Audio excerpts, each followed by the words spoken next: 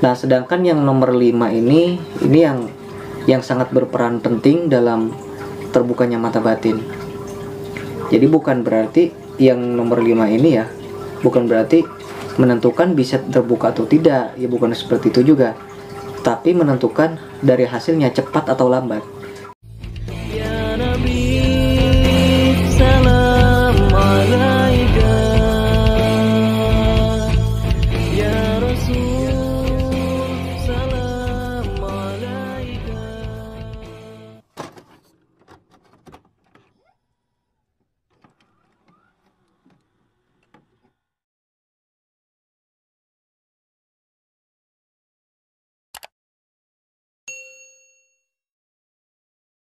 Assalamualaikum warahmatullahi wabarakatuh. Ketemu lagi dengan saya Ki Bagus Purwas. Apa kabar sedulur semua? Semoga semuanya selalu dalam keadaan sehat walafiat, selalu diberikan rezeki yang banyak oleh Allah Subhanahu wa taala. Amin ya Allah ya rabbal alamin. Jadi insyaallah pada kesempatan kali ini saya kembali lagi hadir untuk menemani sedulur semua. Kita akan kembali lagi untuk membahas tentang dunia spiritual, dunia supranatural, dan dunia ilmu kegaiban.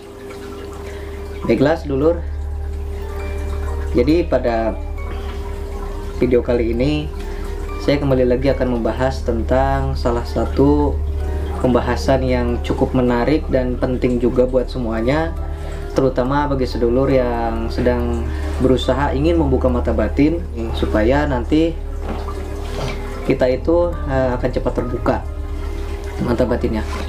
Nah sedulur, terkadang ada ya beberapa sedulur yang lain mungkin yang kebingungan, yang lama sekali terbuka mata batinnya, yang sudah kemana-mana tapi belum juga terbuka, sudah berguru ke guru yang sakti, ke guru yang menurut sedulur mungkin ya memiliki murid ribuan, ratusan ribu mungkin, atau jutaan murid, tapi ya tetap belum juga terbuka. Sudah memahari amalan untuk membuka mata batin dengan jutaan, puluhan juta, atau memahari minyak-minyak khusus untuk membuka mata batin, tapi ya belum juga terbuka-buka ya gitu. Nah, jadi sedulur, sebenarnya saya akan bahas hal itu ya. Jadi apa yang saya tahu, apa yang saya pahami itu ya saya sampaikan di dalam video ini, saya curahkan di dalam video ini. Jadi biar sedulur itu memahami, ya sama-sama memahami lah, saya juga ya, karena saya juga masih belajar, saya juga masih menimba ilmu sampai sekarang, sampai detik ini. Nah mungkin pembahasan kita yaitu adalah kenapa mata batin kita susah terbuka, gitu aja ya. Kenapa mata batin kita susah terbuka? Nah di sini kita tidak boleh menyalahkan guru, kita tidak boleh menyalahkan ilmunya, kita tidak boleh menyalahkan takdir ya. Kita stop dulu menyalahkan semua orang. Nah, di sini kita harus kembali kepada diri kita sendiri dulu. Di sini kita harus kembali kepada diri kita sendiri. Kenapa kok saya nggak bisa membuka mata batin? Ada apa dengan diri saya gitu ya? Ada apa sebenarnya dengan batin saya gitu kan?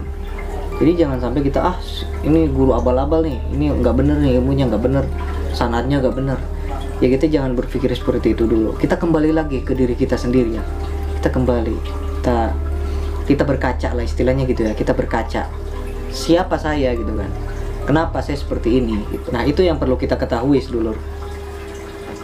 Apakah karena kita memiliki sesuatu hal yang sehingga kita tidak bisa membuka mata batin, atau ada hal yang lainnya gitu. Nah makanya di sini saya akan bahas tentang kenapa kita tidak bisa membuka mata batin. Nah biasanya sedulur saya akan rangkum saja ya, sesuai dengan pengalaman saya, baik dalam pembukaan mata batin diri saya sendiri ataupun dalam hal membimbing sedulur-sedulur, bagi mereka sedulur-sedulur atau anggota saya yang belajar kepada saya dalam hal pembukaan mata batin baik datang langsung maupun jarak jauh. Adalah beberapa yang sudah terbuka dan ada juga yang masih setengah, bahkan ada juga yang belum gitu. Ya, saya di sini menyampaikan sesuai fakta saja ya gitu. Karena siapapun yang belajar ke saya itu saya nggak berani menjamin berhasil atau tidak ya, karena belajar ilmu gaib itu nggak ada jaminan sama sekali. Mau kita belajar ke siapapun nggak ada jaminan sama sekali gitu. Nah jadi yang pertama kenapa kita susah membuka mata batin, yang pertama itu niat keseriusan orang tersebut, niat Nah, niat untuk membuka mata batin itu sangat penting. Kita itu niatnya itu harus positif. Biasanya orang-orang yang susah terbuka mata batinnya, bagi mereka itu yang memiliki niat yang sekedar ingin coba-coba, penasaran, untuk mengobati rasa penasaran, biasanya seperti itu. Nah, orang-orang yang seperti ini biasanya nggak akan terbuka mata batinnya sama sekali, nggak akan. Karena pada awalnya, pada niat pertamanya, mereka itu hanya ingin coba-coba, mereka itu hanya ingin mengobati rasa penasaran. Itu sama sekali nggak akan bisa terbuka. Itu sama halnya kita menyepelekan ilmu. Kita nggak menghargai ilmu, kita nggak menghargai ilmu-ilmu yang diijazahkan oleh guru kita gitu. Biasanya orang yang seperti itu susah terbukanya seluruh. Nah, sedangkan yang kedua, yang pertama tadi adalah niat ya, yang kedua ini adalah tidak mau berusaha. Orang tersebut tidak mau berusaha. Nah, tidak mau berusahanya dalam hal apa seluruh?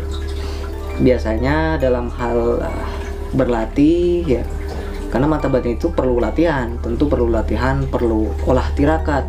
Ya tentu kita berusahanya itu dalam misalnya mencari guru. Kalau misalnya guru tersebut itu syaratnya harus ada mahari, berarti kita berusaha dalam mencari maharnya juga gitu ya. Nah, terus kemudian kita berusaha dalam sesuai bimbingan guru. Misalnya kata guru kita itu disuruh untuk puasa, ya kita berusaha, kita berpuasa. Disuruhnya misalnya disuruh meditasi, kita meditasi gitu. Jadi tidak mau berusaha di sini ya bisa diartikan juga bermalas-malasan, nggak mau berlatih, nggak mau tirakat, nggak mau mengolah dan lain sebagainya. Nah, itu tadi yang kedua itu adalah tidak mau berusaha. Dan sedangkan yang nomor 3 ini yaitu adalah tidak yakin. Nah, tidak yakin di sini ya kita tidak yakin kepada Gusti Allah Subhanahu Wa Taala dan kita tidak percaya diri ya gitu. Jadi seolah-olah kita ini memiliki keraguan di dalam diri kita. Misalnya kita dikasih amalan, suruh dibaca sekian kali atau suruh melakukan sesuatu gitu untuk membuka mata batin, tapi kita ragu-ragu. Misalnya ini, nanti terbuka nggak ya? Nanti gimana ya? Nah, itu sama halnya dengan ragu-ragu sedulur. Makanya kalau kita ingin membuka mata batin, keraguan itu harus dibuang dulu. Kita itu harus optimis. Kita itu harus yakin kepada Gusti Allah, karena segala sesuatu itu dengan kerja keras, dengan berusaha dan tekad yang kuat itu pasti akan membuahkan hasil. Kalau kita ragu-ragu, tidak yakin ya gimana kan gitu, jadi malah sia-sia nantinya kan gitu. Nah, itu yang nomor 3 tadi itu adalah ragu-ragu ya. Nah, sedangkan yang nomor 4 ini adalah dia itu tidak istiqomah dalam menjalankan cara yang sudah diajarkan oleh gurunya. Biasanya cuma sekedar, biasanya orang yang hanya ingin coba-coba, mereka itu hanya semangat di awalnya saja. Biasanya suruh ngamalin ini ya, pertama misalnya 1 hari, 2 hari, 3 hari atau 1 minggu itu biasanya semangat. Tapi setelah 1 minggu atau beberapa hari, nah di sini dia nanti selesai gitu, jadi nggak mau ngamalin lagi.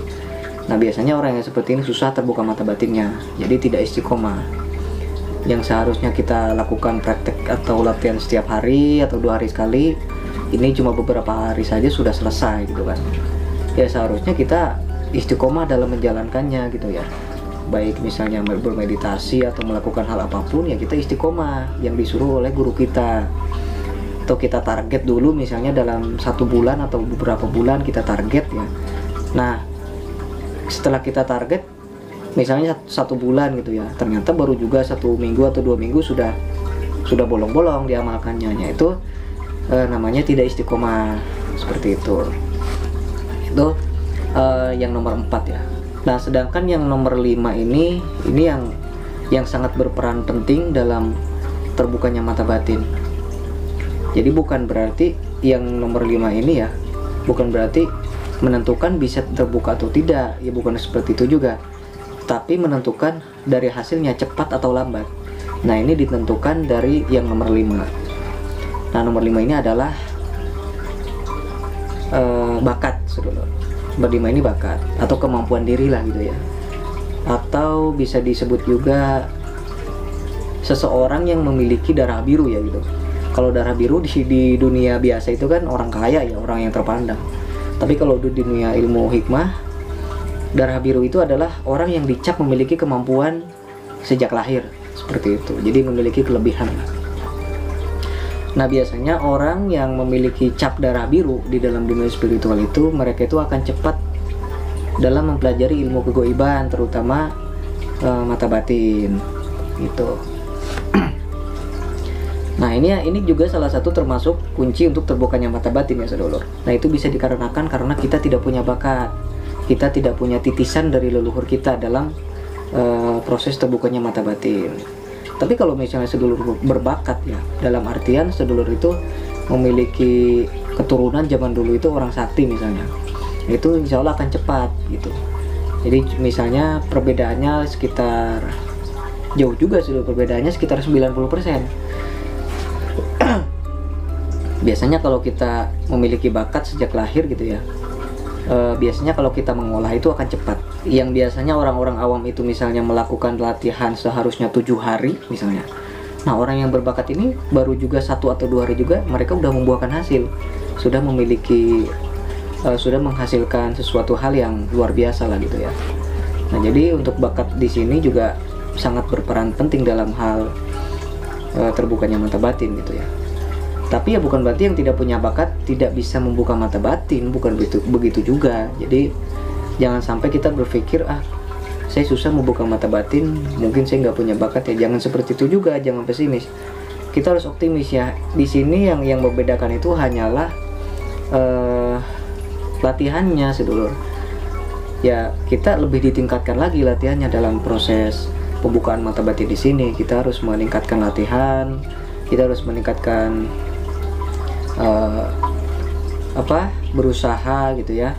Yang seharusnya tadinya berusahanya cuma segitu, ya dinaikkan lagi gitu kan, wiridnya, tirakatnya gitu kan, cara-caranya kita tingkatkan lagi, kita olah terus setiap hari gitu ya. Jangan bolong-bolong, jangan sampai sudah kita nggak punya bakat, latihannya juga jarang, wiridnya jarang, terus tirakatnya juga jarang, ya sampai kapan mau seperti itu? Mungkin ya 30 tahun kemudian baru bisa terbuka gitu kan.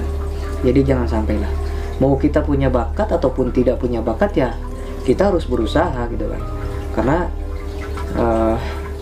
kalau kita hanya sekedar menunggu keajaiban ya sampai kapanpun ya kita nggak tahu kan gitu.